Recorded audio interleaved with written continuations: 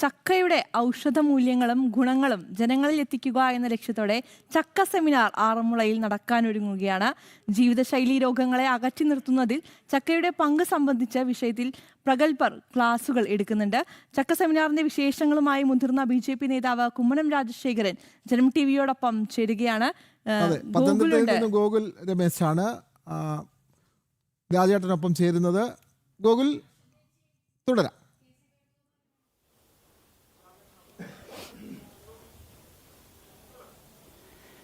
വിനോദ ശില്പ, നമസ്തേ. എന്തായാലും വളരെ ശ്രദ്ധേയമായിട്ടുള്ള ഒരു പരിപാടിയാണ് ആറന്മുള ഹെറിറ്റേജ് ട്രസ്റ്റിൻ്റെ നേതൃത്വത്തിൽ നാളെ നടക്കാനായിട്ടൊരുങ്ങുന്ന ചക്ക സെമിനാർ. അതായത് ഇന്നത്തെ നിത്യജീവിതത്തിൽ ചക്കയുടെ പ്രാധാന്യം, ചക്കയുടെ ഔഷധ മൂല്യങ്ങൾ, ഗുണങ്ങൾ തുടങ്ങിയവയെ പറ്റിയിട്ടൊക്കെ വിദഗ്ധരുടെ ക്ലാസ്സുകളായിരിക്കും ഈ സെമിനാറിൻ്റെ പ്രധാന ആകർഷണം. എന്തായാലും ഈ പരിപാടിയുടെ സംഘാടകനും അതോടൊപ്പം തന്നെ മുതിർന്ന BJP നേതാവുമായിട്ടുള്ള ശ്രീ കുമ്മനം രാജേട്ടൻ ഈ പരിപാടിയുടെ കൂടുതൽ കാര്യങ്ങൾ നമ്മളോട് പറഞ്ഞു തരും. രാജേട്ടൻ, നമസ്തേ.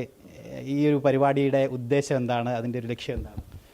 അല്ല, കേരളത്തിലെ ജനങ്ങളുടെ ആരോഗ്യ പ്രശ്നം ഇന്ന് വളരെയേറെ ഉത്കണ്ഠയോടുകൂടിയാണ് പലരും വീക്ഷിച്ചുകൊണ്ടിരിക്കുന്നത്. പ്രമേഹ രോഗികൾ, അതുപോലെ ക്യാൻസർ രോഗികൾ, ഇങ്ങനെ പലരും പല വിധത്തിലുള്ള രോഗം ബാധിച്ചവരുടെ എണ്ണം വർദ്ധിച്ചു വരികയാണ്. ഇപ്പോൾ തന്നെ പ്രമേഹ രോഗികൾ 5 പേര് കൂടുന്നതിൽ ഒരാൾ ഇപ്പോൾ പ്രമേഹ രോഗിയാണെന്ന് കണ്ടെത്തി കഴിഞ്ഞു. ഇത് വർദ്ധിച്ചും വരികയാണ്. ഇനി ഒരു 5 വർഷം കഴിഞ്ഞാൽ എന്തായിരിക്കും സ്ഥിതി എന്ന് പറഞ്ഞുകൂടാ. അപ്പോൾ ഏറ്റവും അധികം ഈ ഫാർമസ്യൂട്ടിക്കൽ കമ്പനികളുടെയൊക്കെ മരുന്ന് ചെലവഴിക്കുന്നത് കേരളത്തിലാണ്. അവരുടെ ഏറ്റവും വലിയ മാർക്കറ്റ് കേരളമാണ്. ഒന്ന്, ജീവിതശൈലി രോഗങ്ങളാണ്, വർദ്ധിച്ചു വരികയാണ്. ഭക്ഷണജന്യമായിട്ടുള്ള രോഗങ്ങളാണ് പലതും. ഭക്ഷണത്തിൽ നിന്നാണ് ഈ രോഗം പലതും പടർന്നു പിടിച്ചുകൊണ്ടിരിക്കുന്നത്. മനോജന്യമായ രോഗങ്ങളുണ്ട്, ജലജന്യമായിട്ടുള്ള രോഗങ്ങളുണ്ട്, പലതുമുണ്ട്. പക്ഷേ ഇത് ഭക്ഷണം ഇന്ന് ഏറ്റവും വലിയൊരു വിഷയമാണ്. അതായത് റെഡി ടു ഈറ്റ്, കഴിക്കാൻ പാകത്തിന് ഭക്ഷണം കിട്ടണം എന്നാഗ്രഹിക്കുന്നവരാണ്. അതുകൊണ്ട് എന്ത് കിട്ടിയാലും, രുചിയുള്ള ഭക്ഷണം ഏത് കിട്ടിയാലും, യാത്രക്കിടയിൽ വീട്ടിൽ പോലും അടുക്കളയിൽ തീ കത്തിക്കേണ്ട ആവശ്യമില്ലെന്നുള്ള നിലയിലേക്ക് വീട്ടിൽ എത്തിച്ചു കൊടുക്കാൻ പറ്റുന്ന പാചകം ചെയ്ത ഭക്ഷണങ്ങൾ, ഇതെല്ലാം കഴിച്ച് ഇപ്പോൾ ആളുകളുടെ ഇടയിൽ വ്യാപകമായിട്ടുള്ള ആരോഗ്യ പ്രശ്നങ്ങൾ ഉണ്ടായിക്കൊണ്ടിരിക്കുകയാണ്. എന്താണ് ഇതിനുള്ളൊരു മാർഗം? പണ്ടുകാലം മുതൽ നമ്മുടെ നാട്ടിൽ ഉണ്ടായിരുന്ന നാടൻ വിഭവങ്ങളുണ്ട്. ആ വിഭവങ്ങൾ, ജൈവകൃഷി, ഇതിലൊക്കെ ഇനി തിരിച്ചു പോയേ പറ്റൂ. ഈ ജൈവകൃഷിയിലൂടെ എല്ലാവിധത്തിലും ഈ രാസവള പ്രയോഗത്തിൽ നിന്നും കീടനാശിനിയുടെ ഉപയോഗത്തിൽ നിന്നുമൊക്കെ വ്യത്യസ്തമായി നമുക്ക് തനത് നമ്മുടെ നാട്ടിൽ കിട്ടാൻ സാധിക്കുന്ന വളപ്രയോഗത്തിലൂടെ കൃഷി ചെയ്താൽ ഈ ഉൽപ്പന്നങ്ങൾ മതി നമുക്ക് ആവശ്യത്തിന് ആരോഗ്യം പരീക്ഷിക്കാം. വാസ്തവത്തിൽ ഭക്ഷണമാണ് ഒരു ഔഷധം.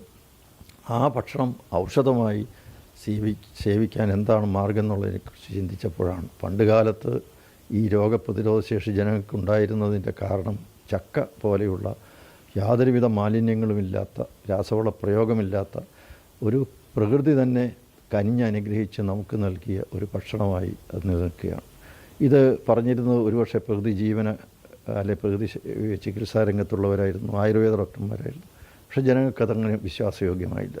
ഇപ്പോൾ അലോപ്പതി ഡോക്ടർമാർ, ഈ കേരളത്തിലെ ഏറ്റവും പ്രശസ്തരും പ്രമുഖരുമായിട്ടുള്ള അലോപ്പതി ഡോക്ടർമാർ, അവരുടെ പരീക്ഷണങ്ങൾ, ഗവേഷണങ്ങൾ, നിരീക്ഷണങ്ങൾ, അതിലൂടെ അവർ കണ്ടെത്തിയിരിക്കുന്നു ചക്ക ഏറ്റവും ഫലപ്രദമായ ഒരു ഭക്ഷണ പദാർത്ഥമാണ്.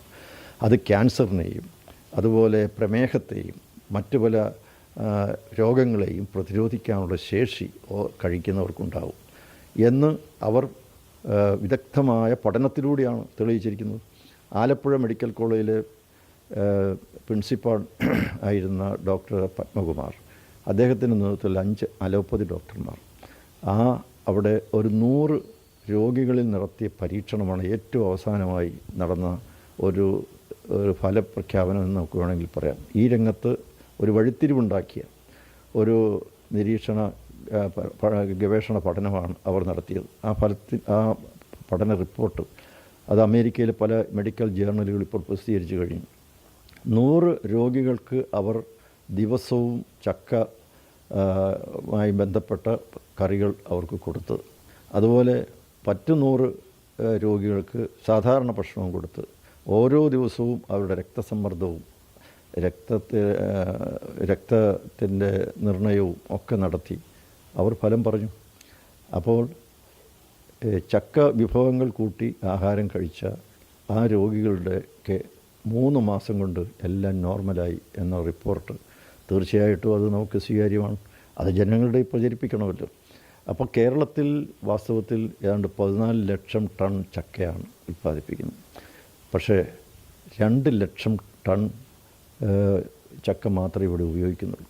ബാക്കി മുഴുവൻ വേസ്റ്റായി പോവുകയാണ്.